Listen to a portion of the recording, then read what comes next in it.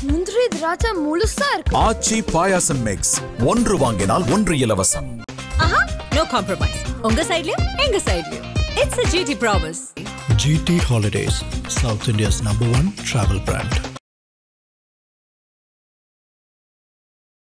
கரூர் சம்பவத்துக்கு பிறகு தாவேகாவுடைய தலைவர் விஜய் அவர்கள் 41 பேர் உயிரிழந்தாங்களே அவங்களுடைய குடும்பத்தை நேரடியாக அழைத்து சென்னை அவுட்டர்ல வச்சு ஒரு இடத்துல அவங்களை கூப்பிட்டு ஆறுதல் தெரிவித்திருக்கிறார். அந்த கூட்டமும் இலகுவாக முடிந்திருக்கிறது. விஜய் இப்படி செய்தது சரியா? இப்போ திமுக நாடக கோஷ்டி போலியாக நடிக்கிறார்கள், வெறும் விளம்பரத்தை வைத்துக் கொண்டு ஆட்சி நடத்துகிறார்கள் அப்படி என்று நீங்கள் சொல்வதானால் திமுக என்னுடைய கொள்கை எதிரியானால் அதையே மினி திமுகவாக தான் இவர் செய்து கொண்டிருக்கிறார். இப்போ இந்த நெல் கொள்முதல்ல ஏற்பட்டிருக்கக்கூடிய மிகப்பெரிய பிரச்சனை அப்படிங்கிறது விவசாயிகளுக்கு மிகப்பெரிய ஒரு கவலையாக மாறி இருக்கிறது. எடப்பாடியாரோ மற்ற எதிர்கட்சிகளோ இந்த நெல் விஷயத்தில் பேசுறதுன்னா சரி, முதல்வர் என்ன செய்து கொண்டிருக்கிறான்னு எல்லாரும் கேட்குறாங்க. அவசரப்படாதீங்க ஐயா, முதல்வர் இப்போதான் பைசன் படம் பார்த்துருக்காரு, விமர்சனம் கொடுத்துட்டாரு. இதே மாதிரி வெள்ள நிவாரணம் எல்லாம் எல்லாரும் வெள்ளத்தை பற்றி வரும்போது கூலி படமா என்னமோ ஒரு படம் விமர்சனம் பண்ணாரு. அதுக்கு முன்னால மாமன்னன் படம் விமர்சனம் பண்ணாரு. இப்படி ஒரு படமாக அவர் பார்த்து விமர்சனம் செய்து கொண்டே இருக்கிறார்.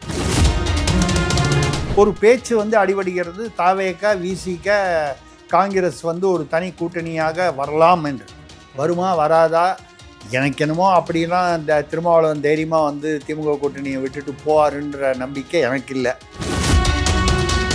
இவங்களுக்கு சினிமாவை தவிர அரசியல் தெரியாது, கல்வி தெரியாது, விவசாயம் தெரியாது, மக்களுடைய சட்ட ஒழுங்கு அமைதி தெரியாது, பெண்களின் பாதுகாப்பு தெரியாது. 80 வயது மூதாட்டிக்கும் பாதுகாப்பு இல்லை, 8 வயது சிறுமிக்கும் பாதுகாப்பு இல்லை. என்ன ஆனாலும் பணம் கொடுத்தா ஓட்டு போட்டுருவாங்கன்ற அந்த தைரியம் ஒரு அளவுக்கு மேலே அது தாங்காது என்பதை புரிந்து கொள்ள வேண்டும். மக்கள் அதை தாண்டி ஒரு வெறுப்பும் சலிப்பும் வந்தால் பணத்தை வாங்கி கொள்வார்களே தவிர உங்களுக்கு ஓட்டு போட மாட்டார்கள்.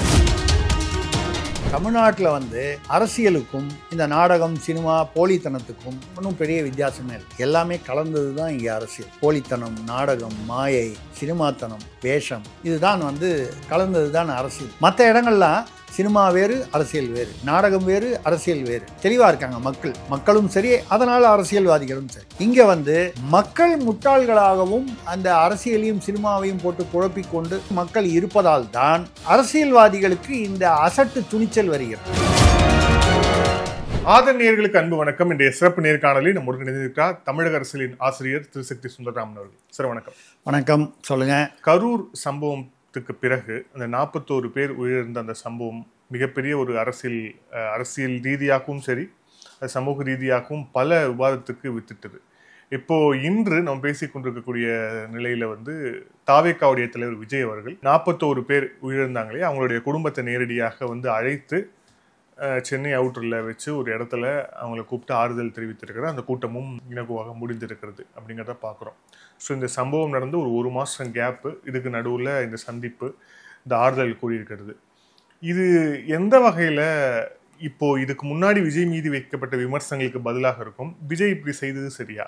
இது கின்னஸ் ரெக்கார்டுகளில் இடம்பெற வேண்டிய உலக வரலாற்றில் அதிசயமான அபூர்வமான ஒரு வரலாற்று அரசியல் நிகழ்ச்சி.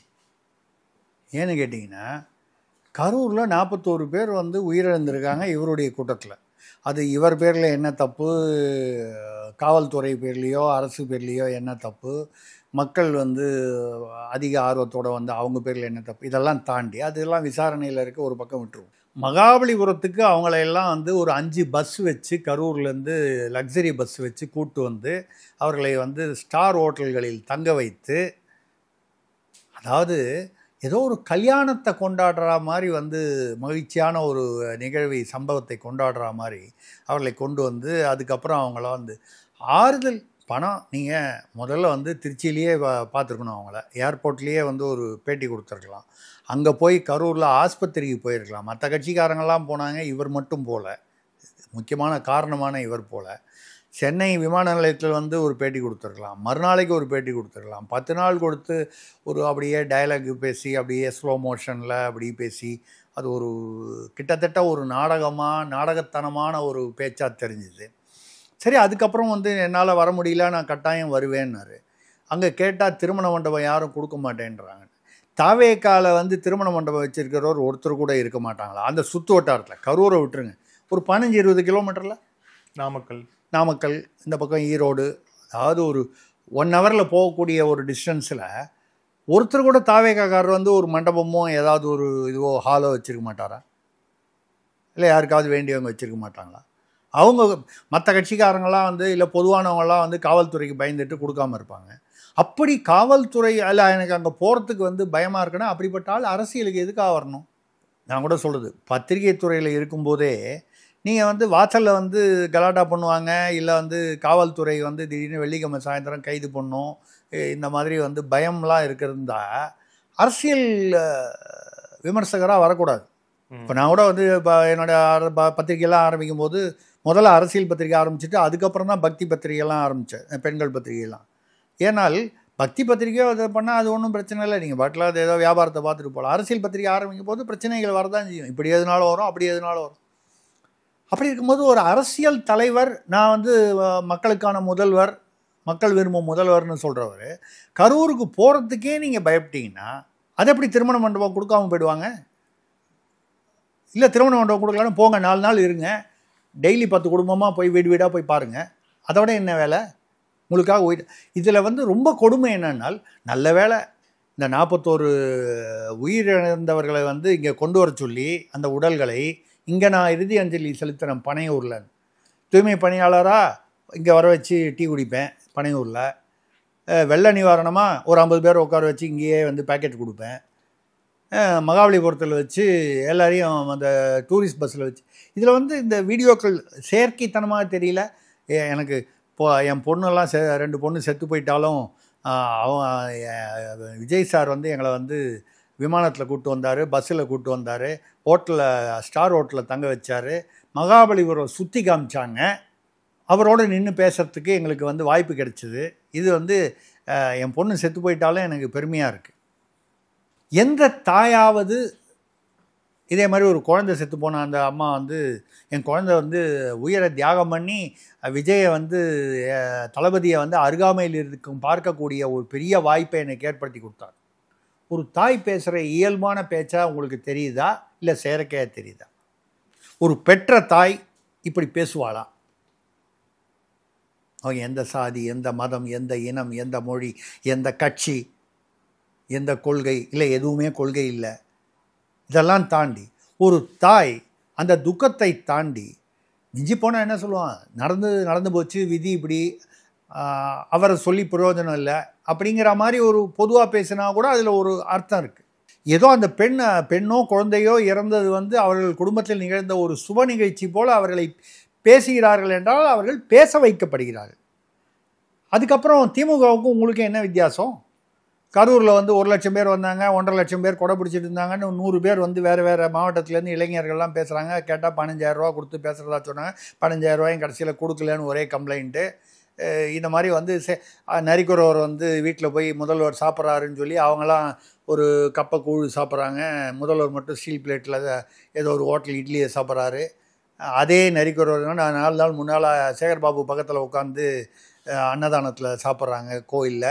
இப்போ திமுக வந்து நாடக கோஷ்டி, போலியாக நடிக்கிறார்கள், வெறும் விளம்பரத்தை வைத்து கொண்டு ஆட்சி நடத்துகிறார்கள் அப்படி என்று நீங்கள் சொல்வதானால் திமுக என்னுடைய கொள்கை எதிரியானால் அதையே மினி திமுகவாக தான் இவர் செய்து கொண்டிருக்கிறார் அந்த விளம்பரத்தனத்தில். இது வந்து அதாவது திமுகவே பரவாயில்லைன்னு சொல்கிற அளவுக்கு கொண்டு வந்துட்டார் இவர். இல்லை, ஆனால் இதில் இன்னொரு விஷயம் இருக்குல்ல, ஏன்னா இதில் அவர் வந்து இப்போ அவங்க பேச வைக்கப்படுகிறார்களான்னு ஒரு சந்தேகத்தை நீங்கள் எழுப்புறீங்க. ஆமாம். ஆனால் நம்மளுடைய ஆதனுடைய சினிமா குழுவும் வந்து போனாங்க, களத்துக்கு போனாங்க. அப்போ வந்து ஒரு பாதிக்கப்பட்ட ஒரு பையன் சிறுவன் இருக்கான், ரொம்ப வைரல் ஆச்சு அந்த இது. சிறுவன் இருக்கிறான், இந்த மாதிரி சிறுவன் இருக்கான். அப்புறம் பக்கத்தில் அப்பா உட்காந்துருக்கிறாரு. அப்பா அந்த கூட்டத்துக்கு போகல. அப்புறம் அவர்கிட்ட கேட்குறாங்க, இந்த மாதிரி பையன் போனது தெரியுமா? இல்லை தெரியாது அப்படின்னு. ஆனால் தெரிஞ்சுதான் என்ன பண்ணியிருப்பீங்க? நானும் போயிருப்பேன் அப்படின்னு சொல்கிறாரு அவர், அவங்க அப்பா. இது வந்து ரொம்ப வைரல் ஆச்சு. என்னடா பையன் அடிபட்டுருக்கு, எனக்கு தெரியாமல் போனால் தொலைச்சிருவேண்டாவணுன்னு சொல்ல வேண்டிய அப்பா நானும் போயிருப்பேன் அப்படின்னு. இதெல்லாம் இயல்பாக வரக்கூடிய ஒரு விஷயமா தான் இருந்தது. அப்போ விஜய் மேலே அவங்க இயற்கையாகவே ஒரு ஒரு அன்போடு இருக்கிறாங்க, ஒரு ஒரு பாசத்தோடு இருப்பாங்க, இல்லை ஒரு ஈர்ப்போடு இருக்கிறாங்கன்னு நம்ம பார்க்க முடியாதா? நான் நம்பலை. ஏன்னு கேட்டால் உயிரை கொடுத்து ஒரு விஜயை பார்க்கணும்னு சொல்லி இயல்பாக அதாவது விஜயை பார்க்கணுங்கிற ஆர்வம், அதீத ஆர்வம் பைத்தியக்காரத்தனமான ஒரு ஆர்வம். விஜய் மட்டும் இல்லை, எந்த ஹீரோ அந்த தமிழ்நாட்டில் சொல்கிறது, தமிழ்நாட்டில் ஆந்திரா தெலுங்கானாவில் மட்டும்தான் இந்த பைத்தியக்காரத்தனமான அந்த ஹீரோயிசம், கல்வெட்டுக்கு பால் அபிஷேகம் பண்ணுற ஒரு முட்டாள்தனம் வந்து தமிழர்களிடம் ஆந்திரா தெலுங்கானா இங்கே மட்டும்தான். என்டி ராமராவ் காலத்துலேருந்து நான் அதனால் அந்த சொல்கிறேன். இப்படி இருக்குன்றதை வந்து நம்ம வந்து ஏற்றுக்கிறோம். இது தவறு. இதுதான் வந்து தமிழர்களின் வாழ்வை வந்து கெடுத்தது, திராவிடம் என்கிற பெயர். ஏன்னா அந்த திராவிடம் வந்தபோது தான் சினிமாவுக்கும் அரசியலுக்கும் வந்து அந்த அந்த மெல்லிய கோடு வந்து இன்னும் மெல்லிசாச்சு. ஏற்கனவே இருந்த கோடு இன்னும் மெல்லிசாச்சு. சினிமா வேறு, அரசியல் வேறுன்னு பார்க்க. இப்போது அமிதாப் பச்சனோ சத்ருகன் சின்னாவோ ஹேமமாலினியோ மற்றவர்கள்லாம் வந்து பார்த்தீங்கன்னா அவங்களுக்கு ஒன்றும் பெரிய அரசியலில் வந்து ஏதோ இருக்காங்களே தவிர, அமிதாப் பச்சன்லாம் அரசியலே வேண்டான்னு விட்டுட்டார். அவங்களாம் மம்முட்டி இவங்க இவர் மோகன்லால்லாம் கூட வந்து அரசியலுக்கு வரல. இது வேறு அது வேறுன்னு இருக்காங்க. தமிழ்நாட்டில் மட்டும்தான் இந்த சினிமாவையும் அரசியலும் ஒன்றா பார்க்க. ஆனால் தானே வந்து உதயநிதி சார் 10 படம் நடிச்சுட்டு அதுக்கப்புறம் இங்கே வராரு. அடுத்தது இப்போ இன்பநிதி சாரும் ஒரு படத்தில் நடிக்க போகிறதா சொல்கிறேன். அவர் நடிக்கட்டும், வாழ்த்துக்கள், வரவேற்கிறோம். இன்னொரு நடிகர் கிடைக்கிறார் அந்த குடும்பத்தில். ஆனால் இது வந்து எப்படின்னா இது ஒரு இந்த step by step standard operating ப்ரொசீஜராக போச்சு. முதல்ல சினிமாவில் நடிக்கணும், அதுக்கப்புறம் வந்து இளைஞர் அணிக்கு வரணும், அதுக்கப்புறம் வந்து எம்எல்ஏ ஆகணும், அப்புறம் அமைச்சர், துணை முதல்வர், இப்படி ஒரு செட் ப்ரொசீஜர்.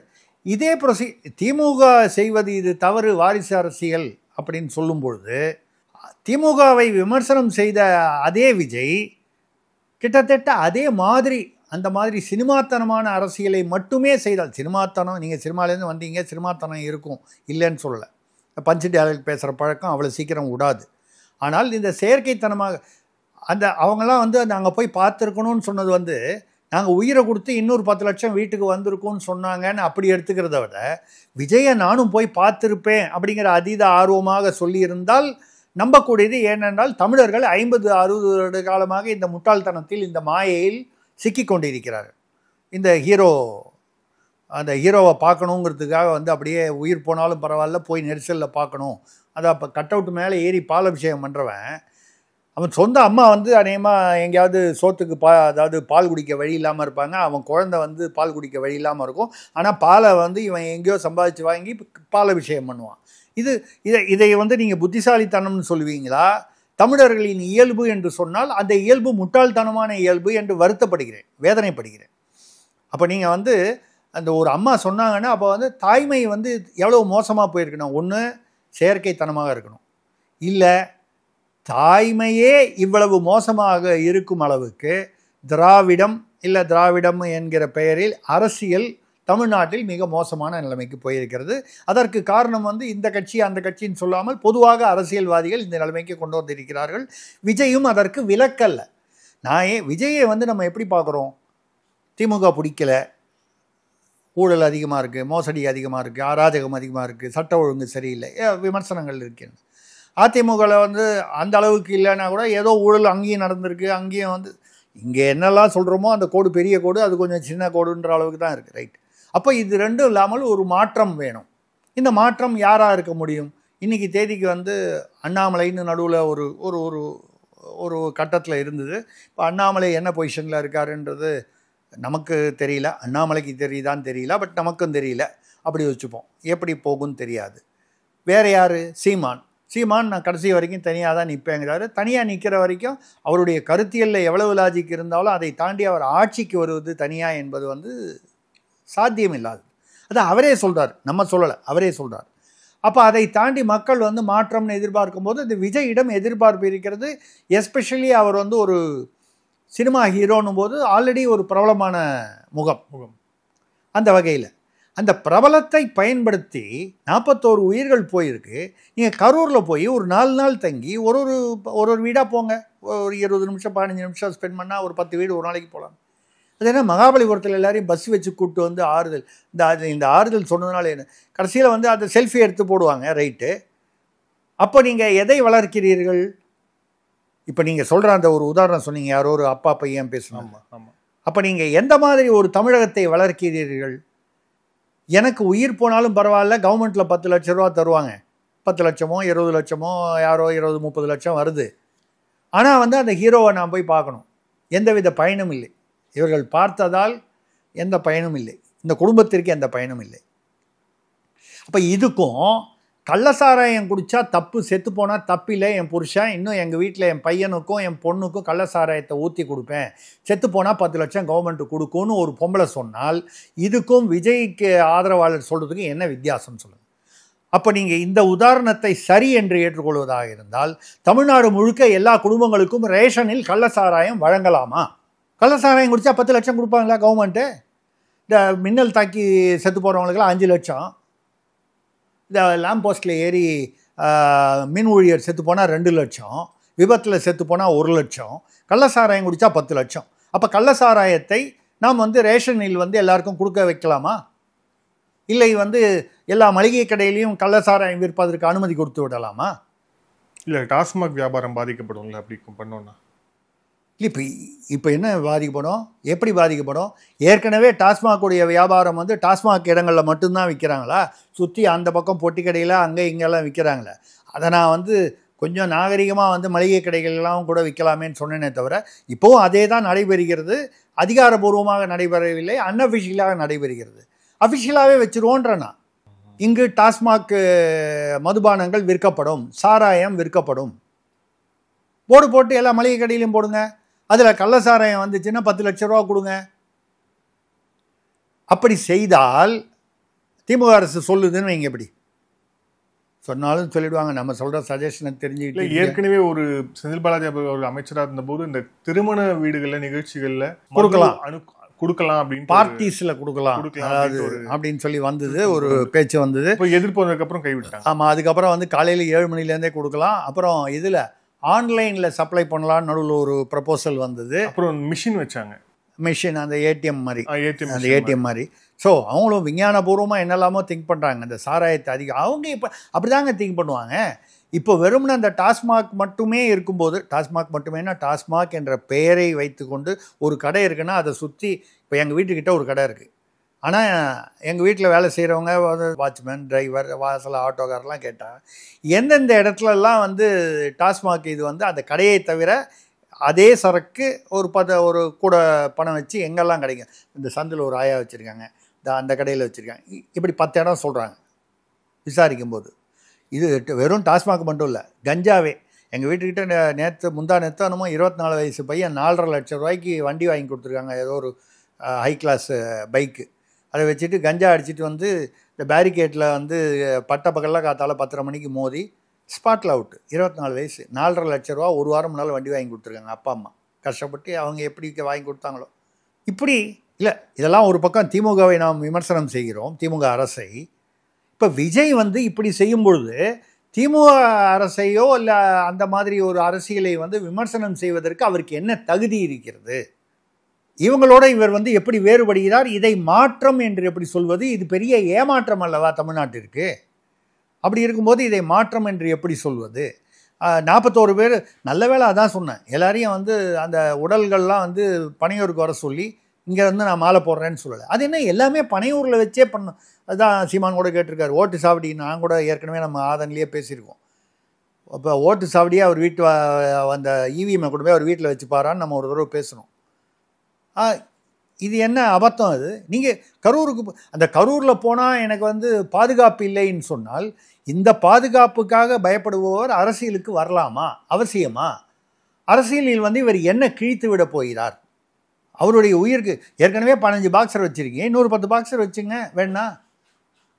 மக்கள் எங்கே இருந்தாலும் உங்களை பார்க்கணுன்னு சொன்னால் சரி, இவரை நம்பி ஏதோ ஒரு பீரியடில் இப்போ 2026 31 ஒரு முதல்வர் ஆக்குறீங்க, எல்லோரும் இவர் வீட்டில் தான் பார்க்கணுமா? ஆட்சியில் வந்துட்டால் இவர் உடனே இவருக்கு தைரியம் வந்துரும்னா அந்த பதவி வந்தால்தான் தைரியமா?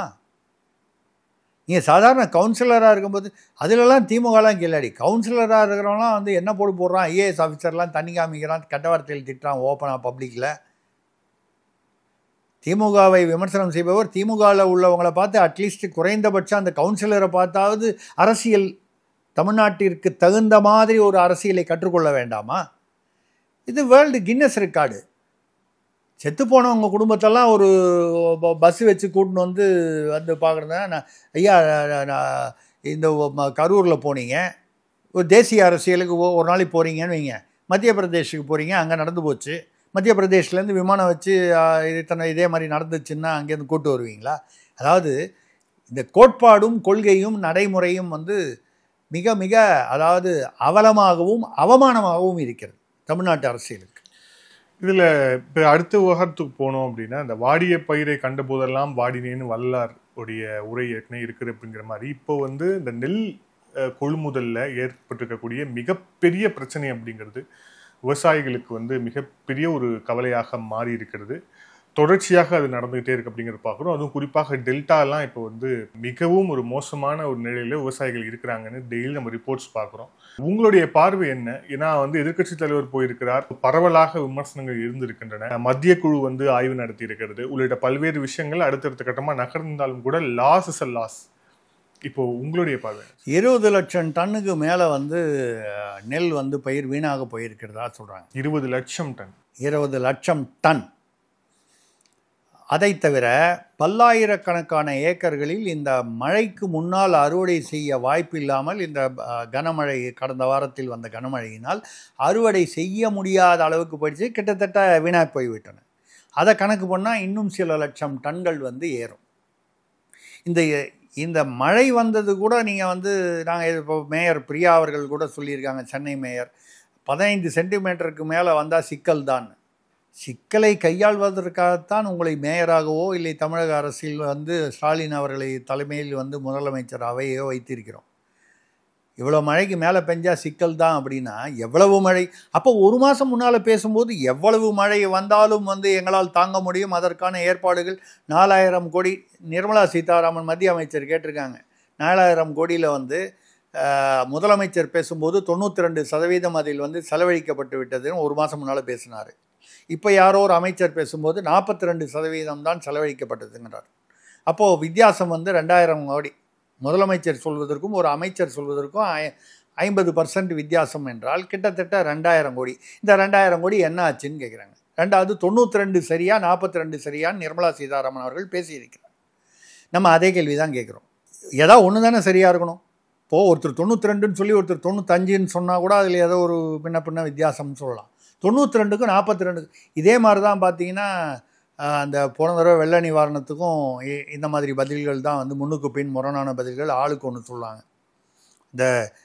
இதே கரூர் நீங்கள் சொன்ன விஷயத்திலேயே ஒரு மந்திரி வந்து 5 டேபிளில் வச்சு இத்தனை டாக்டர் பண்ணாங்க, போஸ்ட்மார்ட்டம் சொன்னாங்க. இன்னொரு மந்திரி சட்டமன்றத்துக்கு உள்ள ஒருத்தர் ஒன்று சொல்கிறாரு, இன்னொரு மந்திரி வெளியில் வந்து சட்டமன்றத்துக்கு வெளியில் 8 டேபிள் வச்சுன்னு சொல்லி சொல்கிறாரு. 20 நிமிஷம் வித்தியாசத்தில். அதில் கூட பொய் சொல்வதனால் உண்மையை சொல்வதான்னா எங்கே பேசினாலும் எப்படி பேசினாலும் யார் பேசினாலும் கரெக்டாக தெரியும். பொய் சொல்வது என்றால் ஆளுக்கு ஒரு பொய் சொல்கிறார்கள், ஒருத்தருக்கும் ஒற்றுமை இல்லாமல் சொல்கிறார்கள். இப்போ 20 லட்சம் டன்னா எத்தனை மாதம் உழைப்பு வந்து விவசாயிக்கு உழைப்பு, நம்மளுடைய உற்பத்தி திறன். அவர் எடப்பாடி பேசியிருக்கிறார். எடப்பாடியார் வந்து 4.5% அதிமுக பீரியடில் விவசாய வளர்ச்சி, இது வந்து திமுக பீரியடில் இந்த இதில் வந்து 0.09% அவர் சொல்லியிருக்கார் எடப்பாடியார். அந்த புள்ளி விவரத்துடைய உறுதித்தன்மை நமக்கு தெரியாது, ஆனால் நிச்சயமாக குறைந்திருக்கிறது என்று தெரிகிறது. 20 லட்சம் டன் வீணாக போகுது அப்படின்னு சொன்னால், சீமான் கூட பேசியிருக்காரு, நீங்கள் கடைசியில் இந்த நெல்லெல்லாம் வீணாக பண்ணிவிட்டு ஆந்திராலேருந்து அரிசி வாங்குவீங்கன்னு. இது திராவிட மாடல். இங்கே உள்ளதெல்லாம் வேஸ்ட் பண்ணிவிட்டு கரண்ட்டை வந்து இது பண்ணிட வேண்டியது, தண்ணியை விட்டுற வேண்டியது, தண்ணியை கடலில் கலக்க விட்டுற வேண்டியது, காவிரியில் சண்டை போட வேண்டியது. அந்த தண்ணி வரும், ஆனால் அதை கடலில் விட்டுற வேண்டியது. தடுப்பணை கட்டுறதில்ல, கட்டினாலும் அது வந்து நிற்கிறதில்ல, இடிஞ்சு விழுந்துடுது.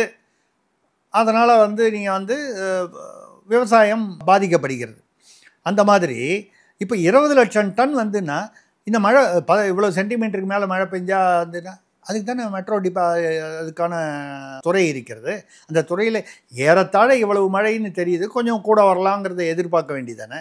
எதிர்பார்த்து இந்த நெல் கொள்முதலை வந்து 600 மூட்டை ஒரு நாளைக்கு ஒரு கூடத்தில் வந்து பண்ணும்போது, இப்போ கூட பார்த்தேன், ஒரு எங்கே கொண்டு போயின்னா ஒரு இதில் மயிலாடுதுறை மாவட்டத்தில் ஒரு ஈமச்சடங்கு நடத்துகிற, அதாவது பிணங்களை கொளுத்தும், உடல்களை கொளுத்தும் ஒரு ஈமச்சடங்கு, அதாவது சுடுகாட்டு அந்த ஒரு சின்ன இது இருக்குது பாருங்கள், அதில் வந்து நெல் மூட்டை அடுக்கி வச்சுருக்காங்க.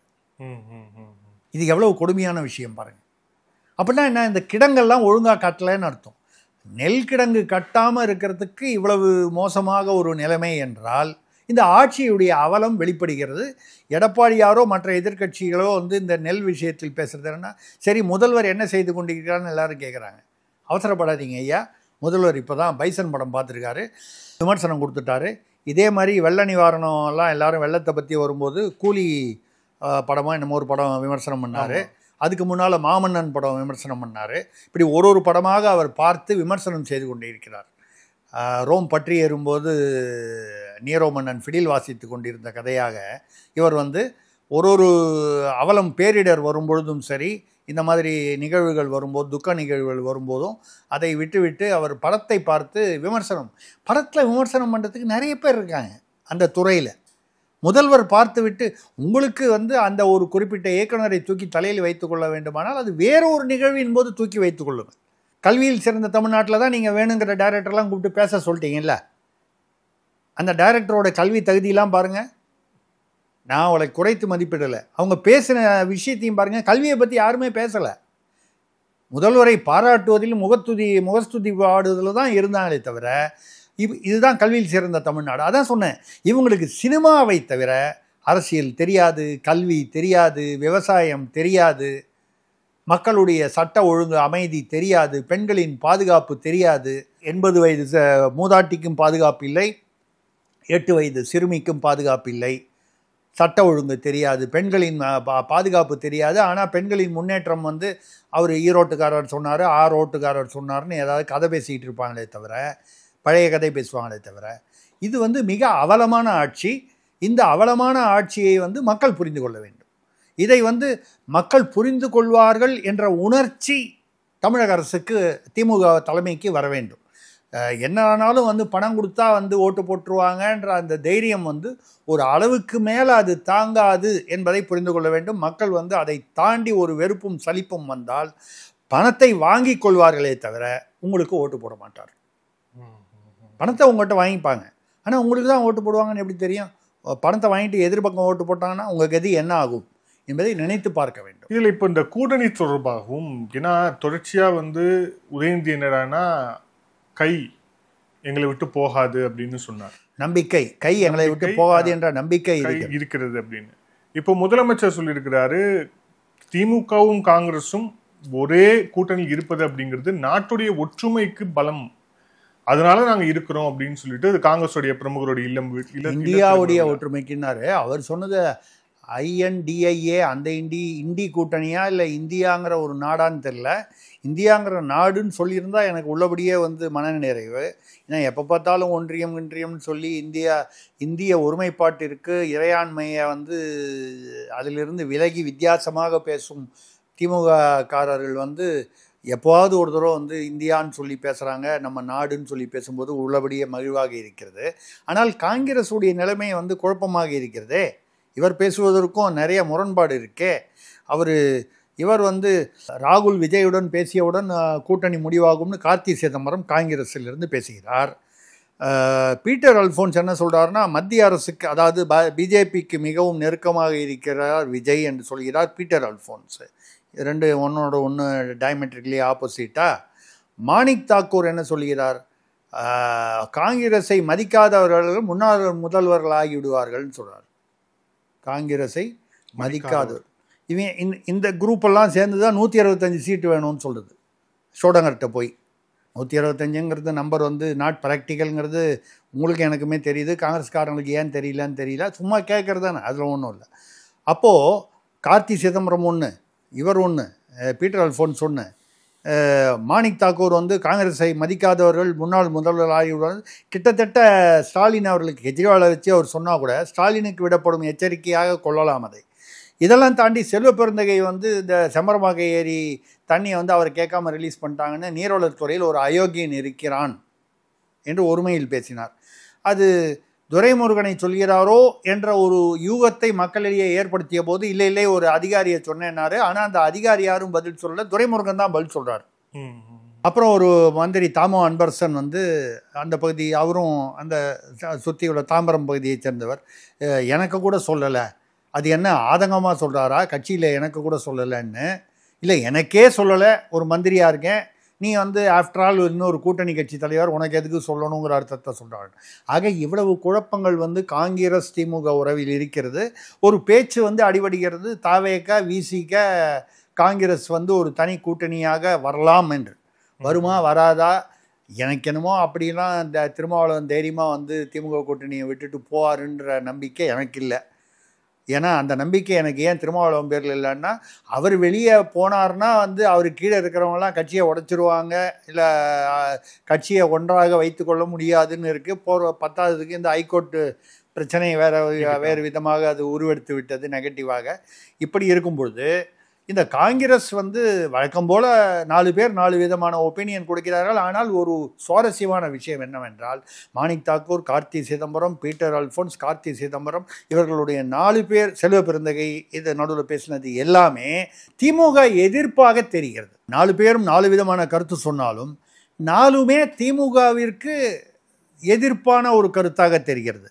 இதில் ஓரளவுக்கு செல்வ பெருந்தகை தான் திமுகவுக்கு ஆதரவாக பேசக்கூடியவர். இந்த செம்பரம்பாக்கம் ஏரி விஷயத்தில் அவருக்கு பயங்கர எரிச்சல் ஏற்பட்டு திமுக அரசை எதிர்த்து பேசியதா அதிகாரிகளை சொல்கிறேன்னு சொன்னால் கூட, அதிகாரிகள் வந்து அமைச்சர்கள் தான் வந்து கண்ட்ரோல் பண்ணாங்கன்றது செல்வ பெருந்தகை எவ்வளோ வருஷத்தில் தெரியாதா? ஒரு அயோக்கியன் இருக்கிறான்னு சொல்கிறது, ஒரு அயோக்கிய அதிகாரி இருக்கிறான்னு அன்றைக்கே சொல்லியிருக்க மாட்டாரா? அவர் யாரையோ நினச்சி சொன்னார். கொஞ்சம் வயசு மரியாதை கொடுத்தாவது அயோக்கியர்னு சொல்லியிருக்கலாம். ஏன்னா இப்போ கூட வந்து முதல்வர் கூட சாதியில் சொல்லும்போது யாரையும் இன்னும் போட்டு சொல்லக்கூடாது, எரு போட்டு சொல்லணுங்கிறாரு. இனிமேல் யாரையும் அயோக்கியன்னு சொல்லக்கூடாது, அயோக்கியர்னு சொன்னால் தப்பில்லை, மரியாதையாக இருக்கும் அந்த மாதிரி அர்த்தத்தில். அப்போது செல்வ பெருந்தகை வந்து யாரை சொன்னார்னு தெரியல, இருந்தாலும் பதில் யார்கிட்டேருந்து வருதுன்னு கேட்டால் துரைமுருகன்கிட்டேருந்து வருது. அப்போ புரிய வேண்டியவர்களுக்கு புரியும் அது. அந்த மாதிரி விவகாரத்தில் இருக்கும்போது காங்கிரஸ் வந்து செல்வ பெருந்தகையே திமுகவிற்கு எதிர்ப்பான ஒரு நிலைமை எடுக்கும்போது, பாக்கி பேர் ஏற்கனவே அந்த நிலையில் தான் இருக்கிறார்கள். எப்படி போகும் களம் என்று தெரியவில்லை. விசிகாவை பொறுத்தவரை இங்கே தான் இருப்பாங்க, மாற மாட்டாங்கன்னு நினைக்கிறேன். காங்கிரஸ் வந்து ஒரு கால் விஜய் வந்து பாஜக, அதாவது தேசிய ஜனநாயக கூட்டணியில் சேரவில்லை என்றால், காங்கிரஸ் விஜயுடன் சேர்ந்து ஒரு அது கூட பேசுகிறாங்க. அது எவ்வளோ தூரம் அந்த தகவல் உண்மையாகவும் தெரியாது. தமிழ்நாட்டில் வந்து விஜயை முதல்வராக ஏற்றுக்கொள்வார்கள் காங்கிரஸில். இதில் வந்து கேரளாவில் வந்து ஏதோ வந்து துணை முதல்வராக விஜய் கட்சிக்கு கொடுத்து விட்டு, அதாவது மார்க்சிஸ்டை தோற்கடித்து காங்கிரஸ் அங்கே ஜெயிக்கணும்னு. அப்போ கூட வந்து அங்கே வந்து பாஜகன்னு ஒரு நடுவில் ஒன்று இருக்குது. பாஜகவையும் தாண்டி காங்கிரஸ் ஜெயிக்க முடியுமாங்கிறது தெரியல. ரெண்டாவது, இப்போ அங்கே வந்து நடிகர்களுக்கு ஓட்டு போடும் கலாச்சாரமும் கேரளாவில் பெரிய கிடையாது. இன்னொன்று வந்து நீங்கள் பார்த்தீங்கன்னா அங்கே PM சுரேஷ் பிரபு ஜெயிச்சிருக்கிறாரு.